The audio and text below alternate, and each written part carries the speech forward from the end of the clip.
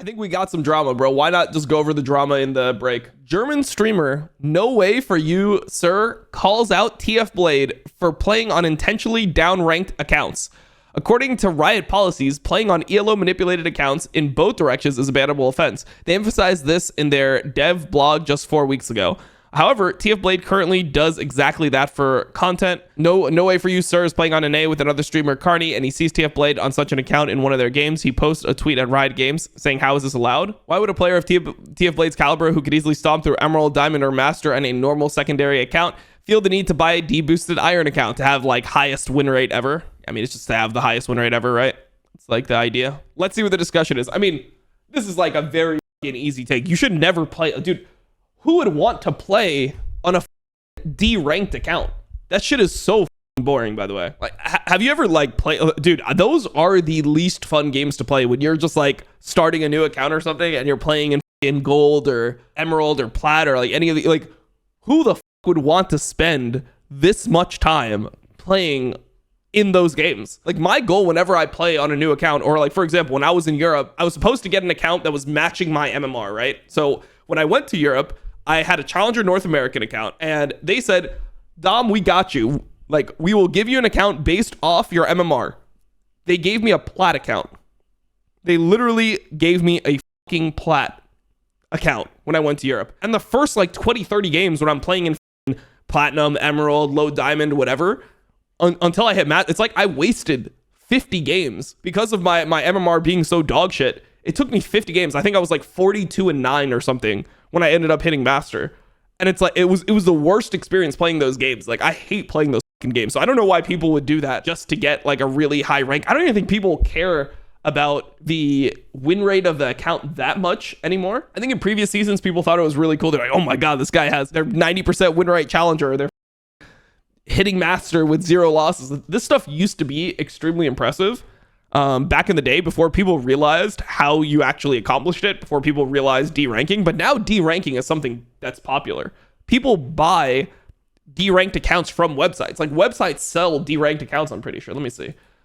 Buying D-ranked league account. Let's see. If I just type that in, what do I get? Yeah, you could actually just buy D-ranked accounts from multiple different websites because it's a thing that's in demand. Like people want this for some reason.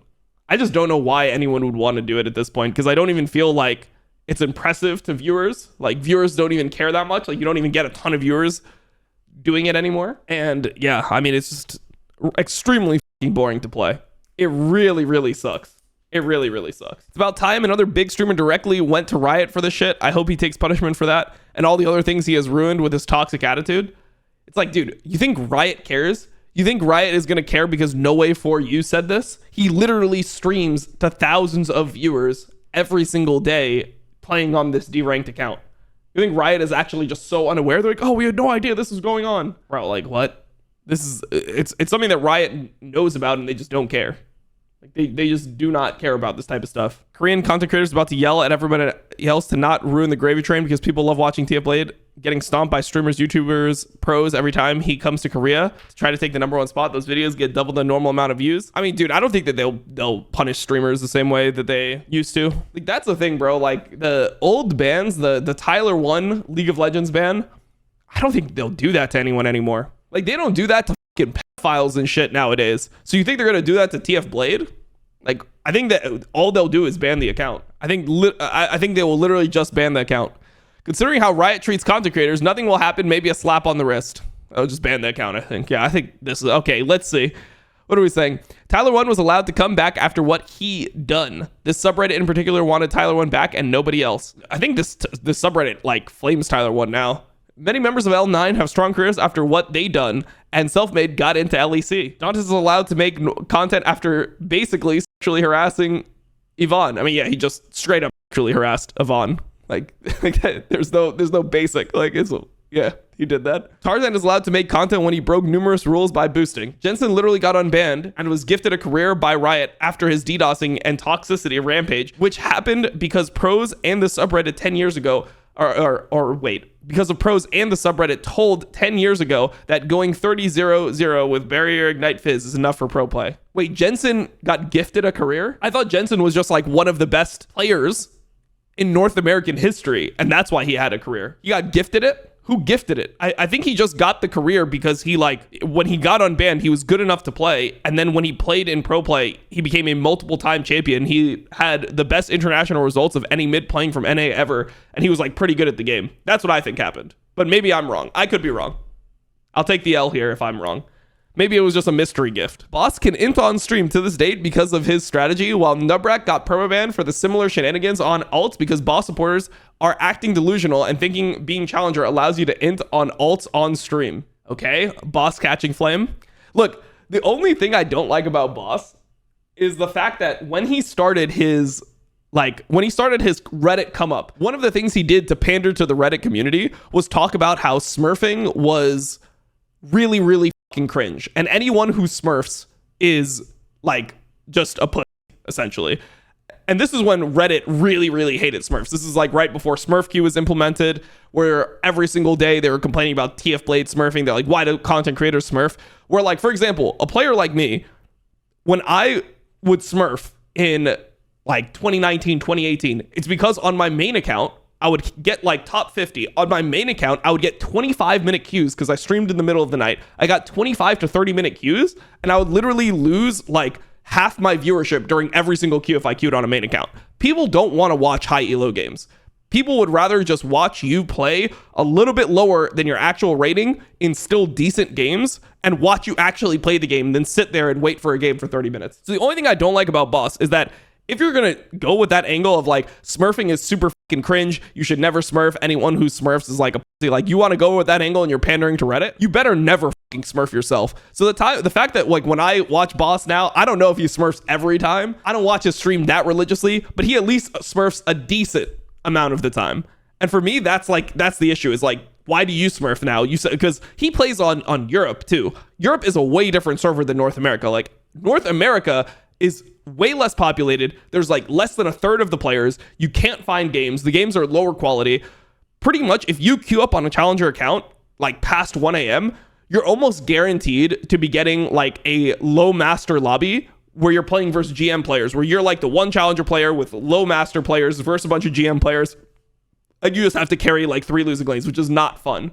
So for me, like that's the only thing I think that Boss did that was cringe is go with this whole angle. Like when you're small, like grow your stream by saying, oh, I don't smurf, I'm so much different than the other content creators, and then go turn around and start smurfing yourself. Many CCs and YouTube channels around League of Legends promote boosting, deboosting, true, account selling, purchasing, and toxic figures with no Riot's response in sight.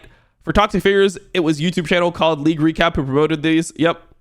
Yeah, okay. And now we have TF Blade who is breaking numerous rules for content, and high chances I miss many more people. I still don't get how can people not react to Riot basically throwing their rulebook into fire whenever it is about pros or CCs, but then pull mental gymnastics when it comes to the player base. This is like just completely not true, by the way. Riot is more harsh towards content creators than they are to normal players. Like this is, I don't know. This is just something that I feel like is just a myth that the community has where it's like normal players get banned left and right for everything and content creators get away with murder. It's like, no, it's the opposite way. It's the opposite way around. Like you can do so much to not get banned pretty much as long as you don't say the fucking N-word and you don't like run it down super fucking blatantly. You like straight down mid 0-20, you don't get banned playing League. Like everyone, like if you're a content creator, you do that shit, you get a Reddit thread, you start actually being banned.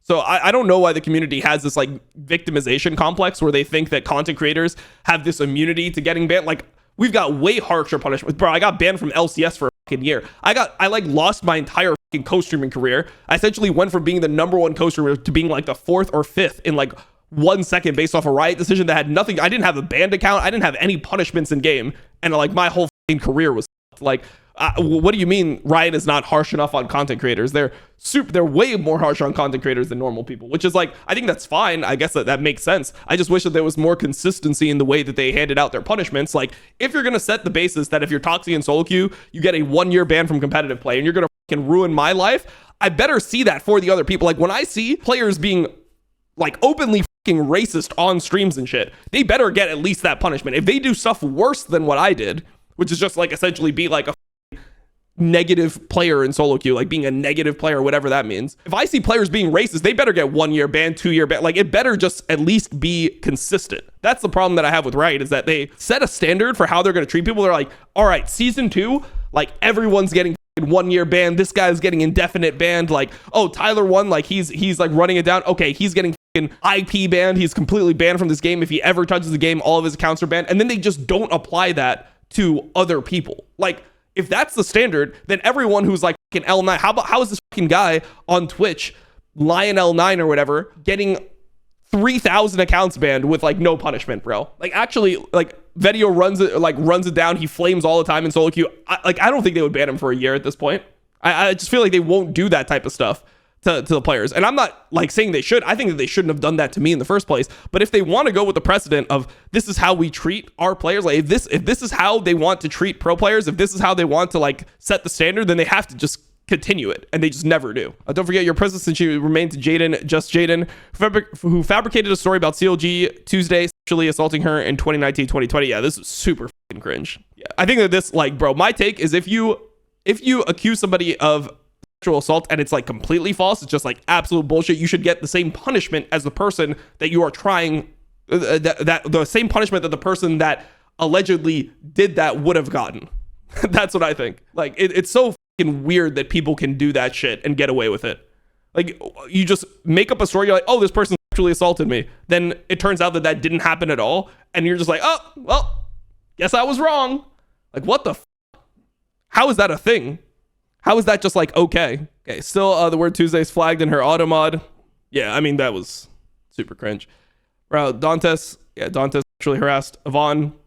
But the thing is, like, sexual harassed Yvonne. Okay, so Dantes got into a solo queue game with Yvonne, and he was like, would you have sex? Like, look at my like camera, would you have sex with me? Which is giga fucking cringe, but like, it was in a solo queue game of League, and he was essentially being super cringe on stream, and I think he learned from it, and he like actually did become better from it.